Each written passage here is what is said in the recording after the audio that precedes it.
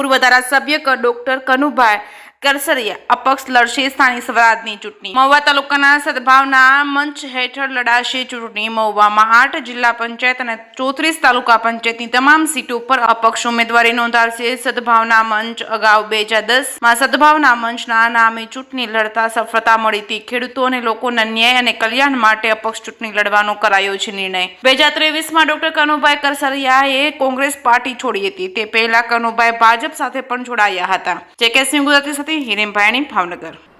મુખ્ય ઉદ્દેશ આજનો કે હવે આવનારી સ્થાનિક સ્વરાજની ચૂંટણીઓ જિલ્લા પંચાયત, તાલુકા પંચાયત અને નગરપાલિકા માટે આવી રહી છે। એમાં અમે જ્યારે બધી કોઈ પણ પાર્ટીને છોડી દીધી છે અને પાર્ટી વગર જ લડવાનો મનસૂબો બનાવ્યો છે અને એ પણ ખેડૂતોના અને ગ્રામના પ્રજાના કલ્યાણ માટે અને ન્યાય માટે। ત્યારે મહુવા તાલુકામાં 8 જિલ્લા પંચાયતની સીટ અને 34 તાલુકા પંચાયતની સીટ છે અને એ તમામ સીટો ઉપર લડવાનો અમે સદભાવનાના મંચના નામથી લડવાનો નિર્ણય કર્યો છે।